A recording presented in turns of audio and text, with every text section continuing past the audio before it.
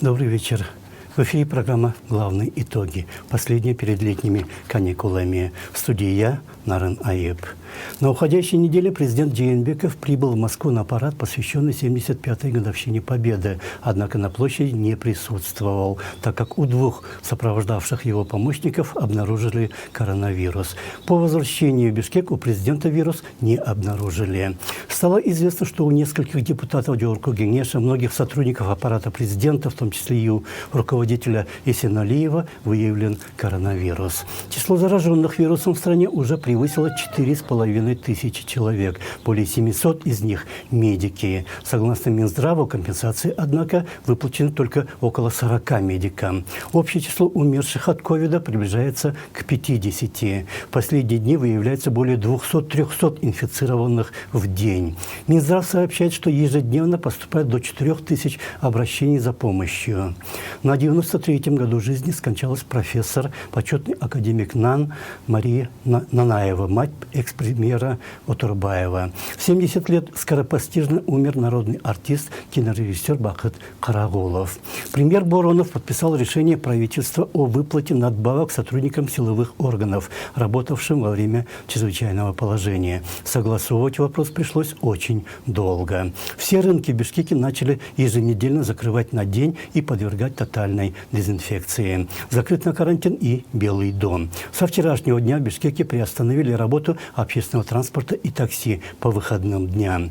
С 24 июня Кыргызстан возобновил обмен почтовой корреспонденцией с 24 странами. Он был приостановлен 27 марта. Нацбанк провел кредитный аукцион для коммерческих банков и разместил в них 500 миллионов сомов для поддержки реального сектора. Похожий аукцион провел и Минфин, разместив в коммерческих банках депозиты на 520 миллионов сомов для кредитования на льготных условиях предпринимателей.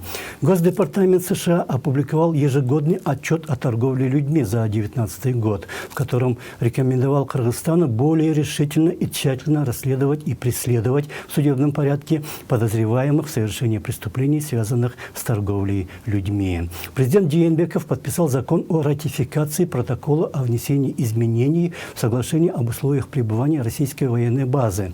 Она использовала 924 гектара территории, а договор от 2012 года был о 866 гектарах. Кыргызстану будет выплачена разница в арендной плате за период с 20 сентября 2012 года. Учителя школ Бишкека долго не могли получить отпускные в связи с тем, что в 2019 году правительство повысило им зарплату, но в городском бюджете на это не было предусмотрено средств. Поэтому Минфину пришлось выделить мэрии беспроцентную ссуду на 744 миллиона сомов. Глава Ассоциации предпринимателей в сфере сжиженного газа Бакиров заявил, что с 1 июля могут закрыться 640 из более чем 1000 заправочных станций по стране, так как они не автоматизированы в срок. Премьер Боронов сообщил вчера на заседании правительства, что почти 70% средств, выделявшихся на госзакупки, уходили за рубеж. Верховный суд утвердил вердикты нижестоящих инстанций всем осужденным по делу о коррупции при модернизации Бишкекской ТЭЦ. Горсуд Бишкека оставил в силе решение Ленинского райсуда, который в декабре приговорил экс-мэров столицы Ибраимова к 15 годам, а Кулматова и 3 других обвиняемых Шашикеева, Алиева и Эмирканова к штрафам, хотя прокуроры просили увеличить срок осуждения Ибраимова до 20 лет, а других осудить всех к 15 годам лишения свободы каждого. Первомайский райсуд освободил экс-депутата Ханвека Османалиева под домашний арест по состоянию здоровья. Он был задержан после митинга в поддержку Садыра Джапарова 2 марта. Общественный фонд «Голос свободы», партнерская группа «Прецедент» и ассоциация «Смарт Джаран» подали иск в суд на спикера парламента Джумабекова за то, что 18 июня при рассмотрении законопроекта об НКО он допустил регистрацию депутатов и голосование при отсутствии кворума. Фонд Сорос Кыргызстан осудил Жогорку Кеңеш за принятие новых законов о дополнительной отчетности неправительственных организаций и о контроле интернета, так как эти противоречивые инициативы не способствуют сохранению стабильности, справедливости и демократического развития. Несколько десятков медиаорганизаций заявили, что законопроект о манипулировании информацией наносит вред свободе слова и свободе выражения мнения, гарантированных Конституцией. Алай-Мединский райсуд прекратил второе уголовное дело по обвинению в мошенничестве в отношении экс-главы Нацэнергохолдинга Айбека Калиева. ГКНБ задержал бывшего директора муниципального предприятия «Тазалык» Таланта Казакпаева, которого обвиняют в присвоении и растрате веренного имущества. Начальник управления МВД Рахманов сообщил, что за 5 месяцев года зарегистрировано 3700 заявлений о семейном насилии. На процессе в Ленинском районном суде Бишкека, инициированном депутатом Кованчбеком Джумалиевым, адвокаты Чонгазата не смогли предоставить доказательства, что Джумалиев имеет богатство на 2,5 миллиарда долларов.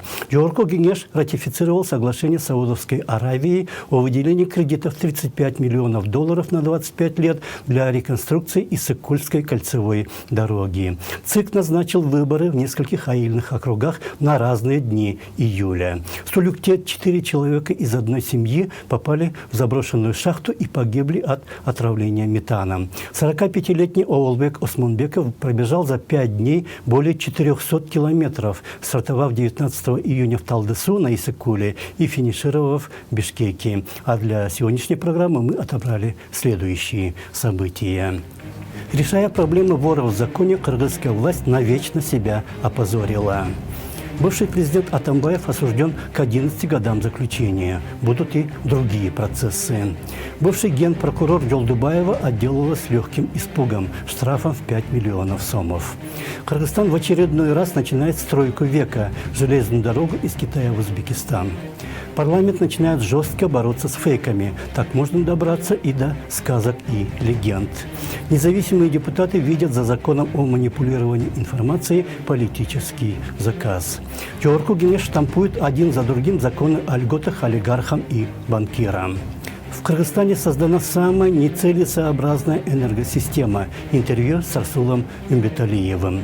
Спикер парламента считает, что закон о цензуре в интернете защищает права человека. На неделе судья Первомайского райсуда Бишкека Эмильбек Каипов приговорил бывшего президента Алмазбека Атамбаева к 11 годам и 2 месяцам лишения свободы с конфискацией имущества и лишением всех званий и наград.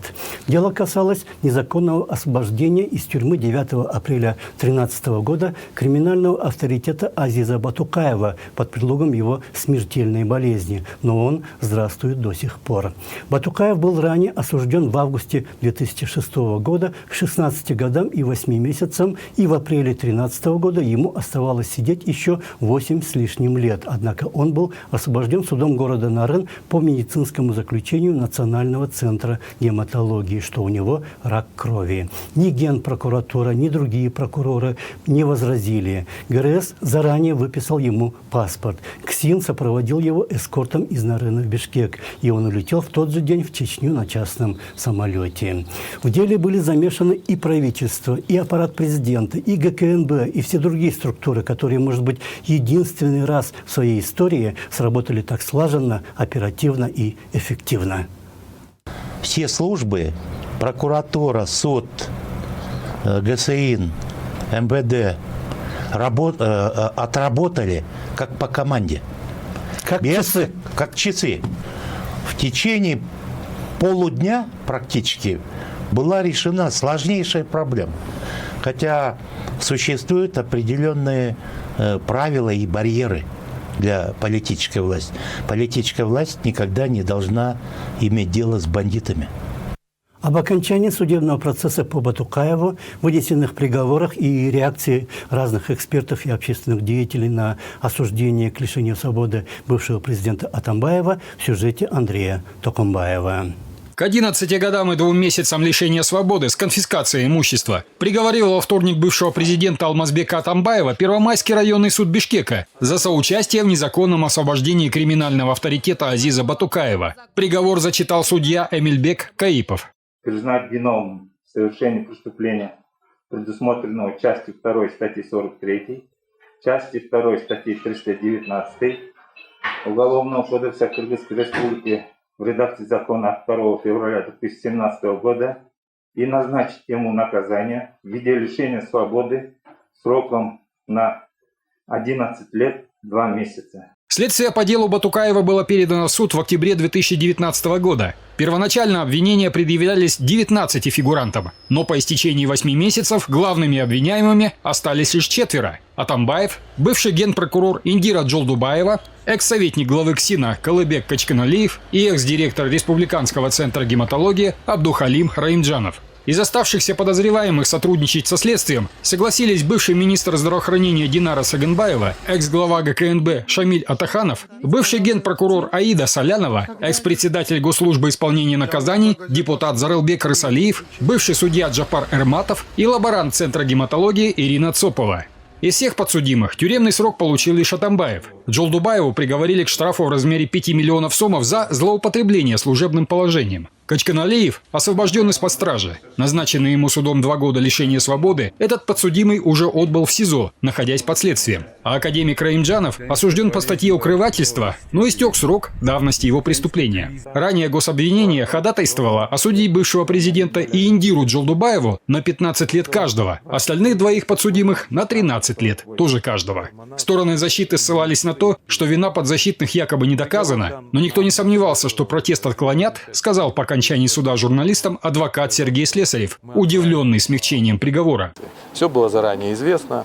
Единственное, в чем я ошибся, как я уже сказал, это в сроке наказания. Я сказал, что будет 15 лет, как попросило обвинение. На вопрос о причинах смягчения приговора журналисты не нашли ответа у представителя стороны обвинения. Во вторник он сослался на то, что приговор на руки еще не получил.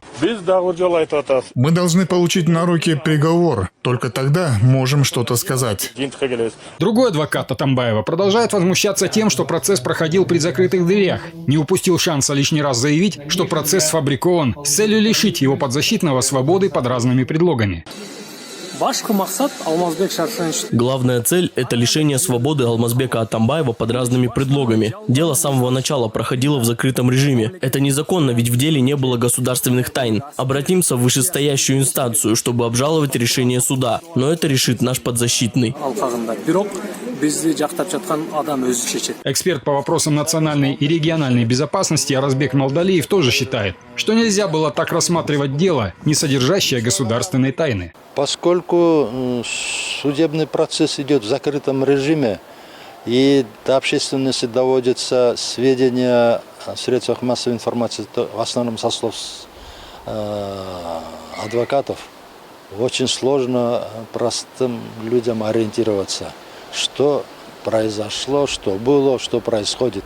Как поясняет политолог, тем самым судебная власть сама создала ситуацию, когда информация по этому делу освещается однобоко, в пользу Атамбаева, поскольку сторона обвинения делится сведениями крайне скупо, а медиапространство отдано на откуп стороне защиты подсудимого. А адвокат, на то он и адвокат, он должен в выгодном свете для общественности преподносить своего подзащитного, иначе грош цена таким адвокатам. Между тем, продолжает эксперт, над расследованием этого дела в свое время работала специальная комиссия депутатов Джугруку Кенеша, и работа ее увенчалась успехом. Но эта информация почему-то ускользает из поля зрения масс-медиа. По этому громкому делу была в свое время депутатская комиссия работала. Были многочисленные публикации в средствах массовой информации. И были данные о том, информация о том, что многие чиновники был подкуп чиновников. На счету вора в законе Азиза Батукаева десяток судимостей, в том числе и по ряду особо тяжких преступлений, в числе которых убийство, хранение и сбыт оружия, наркотиков. Последним пунктом в этом списке была организация в 2005 году массовых беспорядков в местах лишения свободы. Одной из жертв бунта заключенных стал депутат Тыничбек Ахмадбаев, погибший во время визита в исправительную колонию номер 27 в селе Молдавановка. В 2006 году Батукаев был осужден на 16 лет и 8 месяцев с конфискацией имущества. Его обвиняли в причастности к убийству, незаконном обороте и изготовлении оружия, организации массовых беспорядков. Выйти на свободу он должен был лишь в середине 2021 года. Отсидев около половины этого срока, осужденный был досрочно освобожден из тюрьмы в Нарыне на основании заключения, что страдает неизлечимым заболеванием и со специальным сопровождением доставлен в Бишкек. Вот видеосъемка, на которой эскорт джипов с преступником и его приближенными едет из Нарына прямиком в международный аэропорт Манас, откуда освобожденный отбыл в Чечню.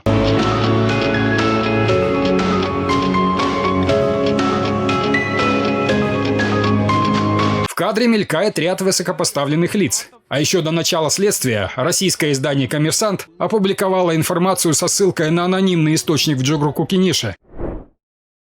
Дипкомиссия отметила, что в апреле 2013 года он лично приказал освободить криминального авторитета Азиза Батукаева, который сразу же вылетел в Чечню. За свободу вора в законе, причастным к этой операции, чиновникам заплатили в общей сложности $15 миллионов. Эту информацию адвокаты Атамбаева называют фейком, а обвинение бывшего президента в участии в незаконном освобождении – сфабрикованным. Во время оглашения приговора подсудимый отсутствовал, поскольку свою причастность к освобождению Батукаева целиком отрицает. Ранее, когда бывший глава государства был еще на свободе, он не раз выражал свою искреннюю заинтересованность в том, чтобы криминального авторитета экстрадировали из России и вернули в Кыргызстан. Вот что, например, сказал Атамбаев накануне известных событий 8 августа 2019 года. Я неоднократно обращался в Москву, 3 или 4 письма посылал, до этого устно, что, слушайте, верните Батукаева, мы хотим поставить точку. К сожалению, я до последнего дня верил, что Батукаева вернут. В принципе, не могло быть того, чтобы столь крупную птицу, как Батукаев, выпустили без ведома главы государства, сказал в разговоре с корреспондентом Пятого бывший госчиновник, проработавший десятки лет в системе государственной власти. Никто не мог его выпустить просто так. Никто. Только согласие главы государства. То есть все силовые структуры, все суды подчиняются только президенту. И без вмешательства президента никто не мог. Даже вот тот человек, который курировал силовые структуры, Атаханов, он тоже не мог. Никто не послушался бы его. Продолжая настаивать на своей непричастности к делу об освобождении криминального авторитета, бывший президент действует по старинке, как привыкли поступать его предшественники. Те в свое время тоже считали, что народ не способен отличить правду от лжи и творили беззаконие на виду у сограждан, уверяя их при этом в обратном. Андрей Токамбаев, Вячеслав Кравченко, Пятый канал, главные итоги. Достаточно сомнительна и новая версия, что Батукаева с помощью криминала хотели обменять на Януша Бакиева. Очень похоже, что это придумано для того, чтобы не предъявлять никому обвинений в получении материального вознаграждения за незаконное освобождение. Тогда бы должны были наказать слишком много людей во многих отраслях, и это говорит лишь о слабости кыргызского следствия, нерешительности властей и продажности правосудия. Слишком легкое наказание, всего штраф, получила и Индира Джолдубаева, которая в 2013 году была зав. Отделом судебной реформы и законности в аппарате президента. Она реформировала судебную систему и следила за законностью так, что сама стала курировать вместе с некоторыми другими чиновниками освобождение вора в законе таким образом, что все и силовые, и медицинские, и судебные органы работали в незаконном направлении. При этом на официальных мероприятиях она всегда вещала о законности. Как говорил великий кыргызский поэт Алый Токамбаев, если нас не будет, пусть нас вспоминают по делам нашим. Чтобы законы в Кыргызской республике исполнялись точно и единообразно, мы должны продолжать наши усилия по контролю законности на благо нашего народа. На неделе появились новые признаки, что железная дорога из Китая в Узбекистан через Кыргызстан в очередной раз начнется. Она начинала строиться еще при Акаеве, потом при Бакиеве, потом опять начала строиться при Атамбаеве, и вот теперь ее снова начинают. Более подробно Андрей Токамбаев. Давний вопрос строительства железной дороги Китай-Кыргызстан-Узбекистан обсудил на неделе президент Сооронбай Джейнбеков с министром транспорта и дорог Джанатом Бейшеновым, главой МИДа Чингизом Айдарбековым и руководителем госпредприятия «Кыргызские железные дороги» Василием Дашковым. Президент подчеркнул важность проекта для экономики страны. Но проект обсуждается уже более 20 лет, и участники строительства никак не договорятся о деталях. Почвой для разногласий служит в основном маршрут магистрали и ширина ее колеи. В Китае она на 89 мм уже, чем в СНГ. Что касается нескольких вариантов маршрута, они различаются стоимостью затрат на строительство и ожидаемой выгодой для сторон. Новая железная дорога восполнит Кыргызстану досадное отсутствие выхода к морю, сказал в интервью Пятому каналу публицист, автор книги и многочисленных публикаций об этом проекте. Китай — это как бы океан с этой стороны Западная Европа, Узбекистан, а с севера Россия, огромный океан, а с юга еще и Индия есть. Только дороги позволят нам открыть реализовать все эти преимущества. И, конечно же, люди боятся, потому что до этого мы 70 лет жили, как говорится, не общаясь с большим миром, и вдруг в один день... Обсуждение проекта активизировалось в 2017 году. Тогда в конце декабря в Ташкенте прошли трехсторонние переговоры. Действовавший на тот момент посол Кыргызстана в Узбекистане Данияр Садыков сообщал, что на встрече принято решение по срокам реализации проекта, источникам финансирования и разработки технико-экономического обоснования. Окончательно определить маршрут железнодорожной ветки предполагалось еще в апреле 2018 года, но дальше благих пожеланий дело опять не пошло. Вот сейчас президент, мы очень радуемся, что он сказал, что начнем работу. И мы хотим помочь в этот процесс, чтобы без ошибки прошло это дело, чтобы без лишней волокиты. Потому что 30 лет мы об этом говорим, и противников, естественно, много. Первоначально предполагалось, что строительство дороги обойдется приблизительно в $2 миллиарда. Еще в 2002 году представители китайской стороны проекта разработали технико-экономическое обоснование и предложили маршрут. По Кыргызстану поезда должны были проезжать в Узбекистан через Туругарт, Джайлоу-Арпа, Узгенский и Карасуйский районы. Протяженность кыргызского участка в таком случае составит 268 километров. Такой вариант предполагает строительство с 95 мостов, 48 туннелей, общей протяженностью 50 километров. Но впоследствии был найден менее затратный вариант – путь через Иркиштан. Стоимость строительных работ в таком случае составит $500 миллионов. Это самый выгодный вариант, потому что чуть что сразу, если там немножко идет, как сейчас хотят через Кугарт сделать в обход, уже 2 миллиарда идет. Вот мнение по этому поводу одного из консультантов проекта. У нас тупиковая ситуация. Китай тоже не может выйти в Европу. Даже Китай. Но зато у него еще 3-4 тысячи лет назад это шелковый путь был. Как раз шел по этому пути. Впрочем, не исключен и другой вариант маршрута, по которому железная дорога проляжет через Туругарт, Атбашинский, Акталинский, Тогусторуузский и Сузакский районы, рассказал корреспонденту Пятого председатель комитета по транспорту Торгово-промышленной палаты. Где-то около 500 километров железных дорог пройдет по нашей территории. И самое главное, я хотел бы удалению сделать здесь. Самые отсталые районы, это Акталинский и Тогусторинский районы, они будут очень активными. Для нашей республики они, насколько я знаю, дотационные районы, они могут на это самообеспечение выйти и развивать транзит. Большая, чем в первом варианте, протяженность кыргызского участка железнодорожного полотна сулит большие выгоды для страны, подчеркивает представитель Торгово-промышленной палаты. Плюс к этому еще юг-север объединяется железной дорогой. Это для нас будет очень выгодно. А вот после этого Иркиштан-Ош построить это легче будет. Политолог Бактыбек Саидбаев тоже считает, что со временем должны быть реализованы оба варианта, поскольку и тот, и другой выгодны стране. Дело в том, что эта дорога имеет очень большое значение и с точки зрения геополитики, и с точки зрения геоэкономики. И интересы пересекаются. И надо добиться, Кыргызстану, допустим, надо добиться того, чтобы эти интересы были синергичными, чтобы они друг друга не аннигилировали. Причина острого разногласия участников проекта в Китае и СНГ – ширина колеи железной дороги разная. В Китае принята самая распространенная английская колея шириной 4 английских фута и 8,5 дюймов, или 1435 миллиметров. Она принята еще в 1846 году решением британского парламента. Распространена в Европе, Северной Америке, в Африке, Австралии, в Корее и на Ближнем Востоке. А вот в СНГ и странах Балтии, а также в Финляндии, Ирландии, Испании и Португалии используется стандарт, допускающий 3 варианта ширины – 1520 миллиметров, 1522 и 1500 1524 мм. Разница несоответствия ширины железнодорожного полотна умело использует Россия. Не секрет, что основные геополитические, геоэкономические игроки в нашем регионе – это Россия и Китай. Хотя, конечно, и Америка хотела бы участвовать, и в Западной Европе, но в последнее время в связи с событиями и в Америке, и в Европе им сейчас не до нас. А вот как ведет себя в этой ситуации российская сторона, говорит Саидбаев. У России не хватает средств вложить, допустим, в наш регион. С одной стороны, Россия не хочет терять этот регион, потому что исторически это все осколки бывшей царской империи, а потом Советского Союза.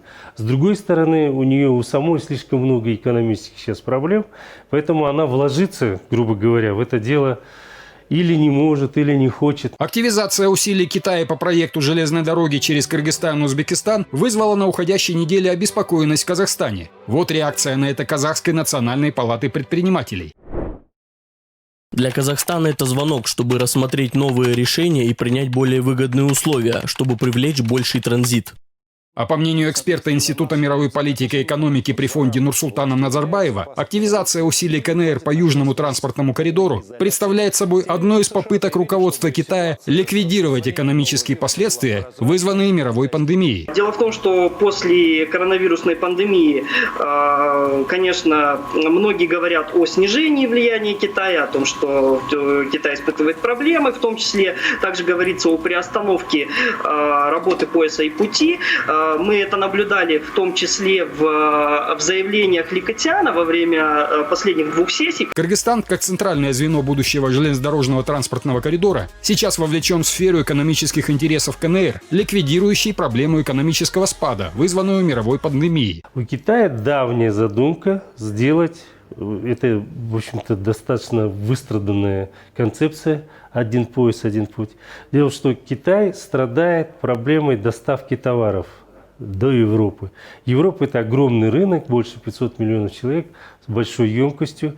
А Китай сильно уязвим от морских путей, которые контролируют Соединенные Штаты Америки. Географически Кыргызстан находится на отрезке кратчайшего пути из Китая в Европу. Казахстан сейчас пытается оптимизировать процедуру оформления грузов на границе и сделать казахский участок железной дороги более выгодным для китайского транзита. Кыргызской же стороне радовать китайских партнеров пока нечем. 2 недели назад бывший глава госпредприятия Кыргызтемир Джилу задержан по подозрению в хищениях в особо крупных размерах.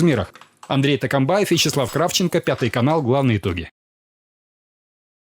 В последний официальный рабочий день сессии Джорко Генеш сразу во 2 и 3 чтениях проголосовал за принятие закона о манипулировании информацией, что само по себе является манипуляцией. Авторы и сторонники закона заявляют, что он направлен против фейков, но если определять, является ли то или иное сообщение неправдивым, будет государственное ведомство, а в кандидаты выдвигается Минюст, иногда называется Минкультуры, то есть вполне обоснованные опасения, что под прикрытием борьбы с фейками будет вестись борьба с критикой, направленной на действия властей, в руках которой окажется такой серьезный рычаг. Именно поэтому общество называет этот закон законом о введении в интернете цензуры.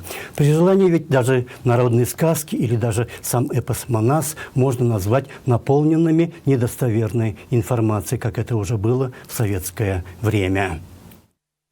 У нас романы, детективы, книги. Это, по сути, тоже недостоверная информация. У нас 40 лет назад попробуй сказать, что я верю в Бога, и Бог есть. Человек бы сидел в тюрьме, потому что был коммунизм. 7 лет назад в этом же зале говорили, что Батукаев скоро умрет. Вот и завтра таким же образом Министерство культуры будет редактировать, что есть правда, а что есть ложь. На общественных слушаниях по законопроекту, прошедших 19 июня, замглавы наблюдательного совета Минюста говорила, что Министерство юстиции не может взять на себя такую ответственность, хотя бы потому, что появятся новые расходы, которые в бюджете министерства не предусмотрены. Теперь же и Минюст, и все другие министерства, а также все правительство в целом говорят, что они будут выполнять закон, как солдаты, услышавшие приказ командира. Когда у них спрашивают, об источниках финансирования или механизмах исполнения они ничего ответить не могут. Получается, война-план покажет. Но так ведь можно, например, принять и закон о запуске кыргызского космонавта на Луну. Подобное взятие под козырек правительственных чиновников заставляет задуматься о многом. Все попытки в истории независимого Кыргызстана покуситься на народные богатства, на честь и достоинство и на свободу слова очень плохо заканчивались для власти. Ввести институт цензуры со стороны государства физически, технически и финансово, учитывая наш дефицитный бюджет, просто невозможно. Нужно посмотреть правде в глаза. Этот законопроект носит исключительно политический характер.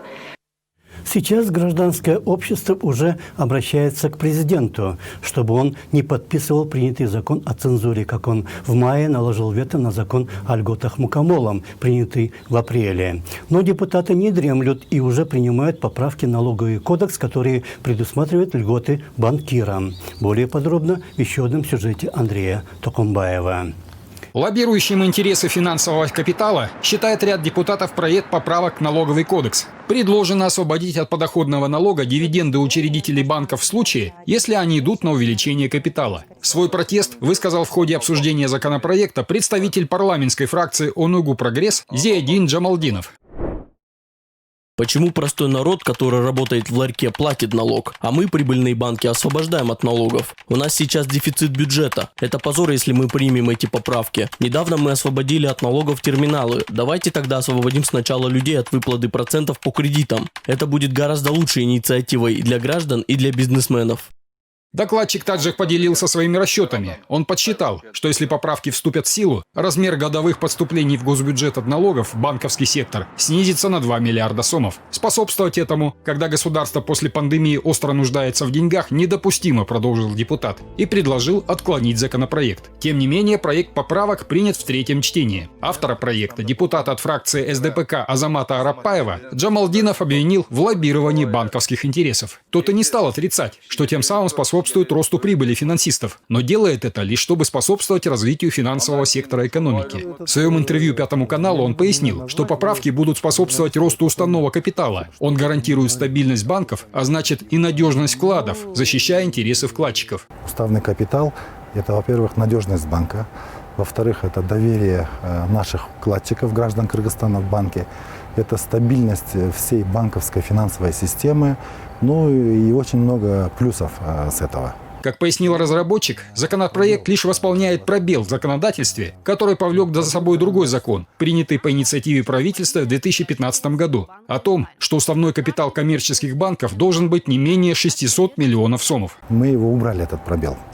Суть в чем? Вот на сегодня много банков, отечественных, кыргызских банков, они имеют иностранных учредителей, и те средства, ту прибыль, которую они зарабатывают здесь и не распределили, которую направляют на увеличение уставного капитала, парламент освободил от подоходного налога. Со ссылкой на Нацбанк Арапаев также сообщает, что общий объем депозитов в коммерческих банках Кыргызстана сейчас составляет около 140 миллиардов сомов. И каждый год этот показатель растет. Это показывает доверие наших граждан к отечественной банковской системе. Однако член Совета директоров Кыргызской фондовой биржи сказал в разговоре с корреспондентом Пятого, что стабильность банковской системы как раз пошатнется, если поправки вступят в силу. Конечно, это негативно отразится на конкуренции именно банковских услуг. Мы уже сегодня наблюдаем, да, в свете того, когда под эгидой дедоларизации, по тем давлением, которое недавно был СОМ, и курс СОМа сильно вырос, мы видели, что у людей в физическом смысле очень трудно было снять деньги, были очереди у каждого банкомата. Как добавил представитель фондовой биржи, вмешательство в работу финансовой системы способствовало росту курса доллара, а произвол монополистов в банковском секторе бьет по карману вкладчиков. У юридических лиц там за транзакцию 0,7% берут, да, у юридических лиц. Я считаю, это абсолютно очень дорого. Опять же, это на деятельность экономической каждого предприятия отражается, тормозит все процессы перехода денег, транзакций и так далее. То есть оборачиваемость денежной массы, пусть даже в инвалюте, она будет негативно отражаться в сторону уменьшения. Шабданов также уверен, что меры по увеличению уставного капитала надо применять в комплексе с антимонопольными мерами. Иначе не миновать картельного сговора, когда рост числа банков не повлияет на развитие конкуренции и качество банковских услуг. Здесь как раз таки может картельный, да, так сказать, договор против населения, против юридических лиц с точки зрения экономики возникнуть. То есть риски, монополизация риска, монополизация рынка очень большие. А вот с точки зрения экономиста Бактыбека Саидбаева, дополнительные меры поддержки банковского сектора, принимаемые на законодательном уровне, сейчас в тренде экономической политики большинства развитых стран. Разработчик, очевидно, старается идти в ногу со временем, и потому инициировал поправки, предполагает эксперт. Ситуация, в общем, понятна, почему инициирован такой закон. Во всем мире идет кризис в банковской системе. Наученные горьким опытом мирового банковского кризиса 2008 года, экономисты развитых стран стараются принимать дополнительные меры на законодательном уровне, так сказать, страховку на случай очередного обвала финансового сектора, подытожил экономист. И заметил, что такой подход сейчас вполне вероятен с учетом экономических последствий мировой пандемии. Поскольку вот произошла тотальная коронавирусная пандемия и даже больше психическая пандемия, да, связанная с коронавирусной инфекцией, то это лишь следствие того, что крупный международный транснациональный капитал, связанный с крупнейшими банками мира, борется с национальными капиталами, которые больше задействованы на материальное производство. Но отождествить банковские системы Кыргызстана и экономически развитых стран – то же самое, что равнять муху со слоном, считает Саидбаев. И добавляет, по причине меньших объемов финансовых потоков экономические условия здесь иные, потому и некоторые меры, эффективные на Западе, здесь могут действовать с точностью до наоборот. Наши банки – это не те банки американские, которые получают 50% от прибыли. Наши получают 10, пусть 12%. Вот. И то, что у нас вообще происходит в экономике, это в основном вина нашего Центробанка. Негативно влияет на развитие экономики в Кыргызстане и тот факт, что она привязана к доллару. После развала Союза все было построено так, что кредитовать можно было только в долларах, но не в национальной валюте. Вот сейчас в России идет борьба за то, чтобы кредитовать все свои предприятия, весь свой бизнес в своих рублях. А получается, они не могут этого сделать, потому что они подчиняются международным стандартам, тому же международному валютному, фонду. Странам необходимы изменения в законодательстве, которые позволили бы освободиться от диктата МВФ, говорит эксперт. Если наш киргизский Центробанк начнет кредитовать наше производство в наших сомах, причем это можно делать безналично, причем каждый сом можно оцифровать, чтобы он не ушел спекулятивно куда-то. Вот только тогда у нас воспрянет наше производство. Что касается проекта поправок, то он, по мнению Саидбаева, направлен как раз на усиление зарубежных банков, ведет к монополизации и укрупнению банковских структур, а значит будет способствовать уменьшению числа конкурирующих друг с другом банков, что неминуемо скажется на качестве услуг вкладчикам. Поэтому, подытоживая, банки надо максимально сохранить.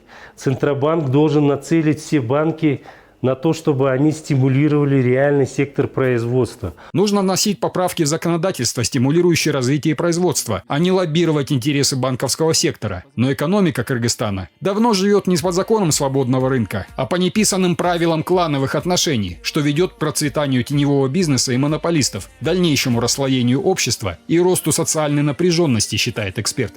Андрей Токамбаев, Вячеслав Кравченко, Пятый канал, главные итоги. Парламент становится как бы агентством по лоббированию интересов олигархов, в нем заседающих. Например, в декабре парламент создал специальную временную комиссию по ситуации в энергетике, которая пожирает миллиардные кредиты, но все равно остается убыточной. А результатов особенных все равно пока нет. Андрей Токамбаев побеседовал о проблеме с Расулом Умбеталиевым. Расул Акматович, вы состоите в депутатской комиссии, в рабочей группе депутатской комиссии, которая исследует состояние энергетической отрасли у нас в стране. Расскажите подробно о ее работе. 5 декабря 2019 года постановлением Дёркиниш была создана Временная депутатская комиссия по изучению состояния энергетической отрасли и коррупционных проявлений, коррупции в энергосистеме и перспективы ее развития. От 5 декабря я являюсь членом экспертной рабочей группы Мы проработали почти 6 месяцев. Вчера на заседании Дюркиниша вынесли на обсуждение решение независимой депутатской комиссии, где значит, основную роль, основное заключение сделала экспертная рабочая группа. В том числе и значит, мной было подписано решение. И какой сделанный вами и вашими коллегами вердикт? Дело в том, что, видите, вот я как независимый эксперт и общественный деятель, я предлагал именно решить политический вопрос, вопрос о государственном управлении энергетической отрасли Кыргызстана. Я отметил, что в Кыргызстане создана самая неэффективная, самая нецелесообразная, самая бюрократическая система государственного управления энергетической отраслью. Дело в том, что... Почему так сложилось? Дело в том, что, видите, создание национального холдинга вот уже более 4 лет, она была незаконна. Дело в том, что Дюркиниш должен был быть, значит, разработать и утвердить законопроект о создании национальной энергетической холдинговой компании. До сих пор этого закона о создании национального холдинга до сих пор нет. И сколько лет длится уже эта история? Уже длится 5 лет уже длится. 5 лет. И вы знаете, что также было создан был Государственный комитет по промышленности, энергетике и недропользования. Вообще-то я предлагал именно упразднить национальный холдинг, упразднить Государственный комитет промышленности, энергетики и недропользования, создать Министерство энергетики и водных ресурсов и Госагентство по геологии и минеральным ресурсам. Прислушались к вашему предложению? Нет, не прислушались. И до сих пор, да, в общем-то, да, вот, это не прислушались, только предложение остается. Я хочу сказать о том, что энергетическая отрасль, гидроэнергетическая отрасль нашей стране является основным стратегическим и фундаментальным субъектом нашей экономики.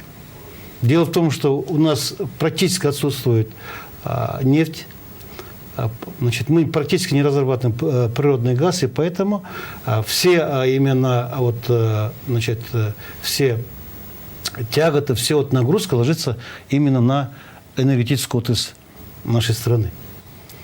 На сегодняшний день именно глубокий энергетический кризис заключается в том, что вырабатываемая электроэнергия недостаточно для удовлетворения как потребностей населения, так и промышленных предприятий, коммерческих организаций и бюджетных организаций.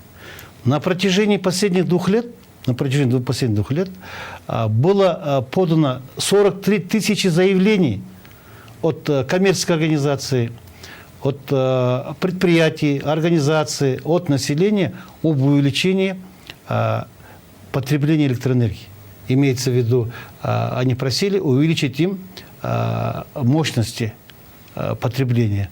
Но этого не произошло, так как энергетических мощностей, резервов не осталось. И поэтому практически даже на сегодняшний день строятся высокоэтажные дома, где они не подключены к электроэнергии. Потому что практически нет. И вот именно этот энергетический кризис в том, что мы полностью достаточное количество электроэнергии не вырабатываем, она является именно сдерживающим фактором развития нашей экономики. Но при этом, наверное, система энергетическая Кыргызстана устроена так, что мы экспортируем электроэнергию при всем этом. Но, понимаете, здесь вопрос о проблеме водно-энергетического ресурса и водно-энергетического режима. Дело в том, что мы именно в летний период в основном экспортировали электроэнергию соседним государствам. Дело в том, что нашим соседям Узбекистану и Казахстану, в принципе, летний период электроэнергия им не нужна. Им нужна поливная вода. Они крайне заинтересованы именно то, что мы именно со створа Учкурганский ГЭС отпускали порядка не менее 350 кубических метров в секунду для удовлетворения потребностей поливной воды как Узбекистана, так и Казахстана. И поэтому здесь, видите, вот в Советском Союзе был именно товарообмен. Именно бартер. Да, можно сказать, как бартер, потому что был взаимовыгодный товарообмен. Потому что мы отпускали электроэнергию, но вместе с электроэнергией мы отпускали соседним государствам поливную воду. Они нам отпускали в счет электроэнергии и воды, отпускали дешевый природный газ, а Казахстан нам поставлял дешевый мазут, уголь поставлял. И поэтому происходил такой очень взаимовыгодный товарообмен. Но сейчас все изменилось, сейчас перешел на коммерческий рейс. Практически все изменилось. Дело в том, что руководство нашей страны, руководство правительства не озабочены об целесообразном, эффективном использовании водно-энергетического ресурса. Дело в том, что по вопросу Токтагульского водохранилища она построена на века, на тысячелетия. Она является водохранилищем многолетнего регулирования. Она рассчитана и на маловодный цикл, и на многоводный цикл. И поэтому говорить о том, что наступил маловодный цикл, и у нас не хватает воды энергетического... вода – это энергетическое сырье. Получается, это все отговорки? Да, это отговорки, понимаете. Ведь я провожу мониторинг и анализ. Вот в прошлом году, кроме выработки электроэнергии для собственных нужд, кроме выработки электроэнергии на экспорт, в порядке это Национальный и Госкомитет и электрические станции заявляют, что экспортировали всего 270 миллионов киловатт-час электроэнергии. По моим подсчетам, более 700 миллионов киловатт-час. Потому что по расчетам, именно по притокам, особенно по расходам воды, в том году, я же говорю, кроме внутреннего потребления, удовлетворения полностью и на экспорт электроэнергии, мы в том году экспортировали электроэнергию в Казахстан по цене 0,1 миллионная сомов.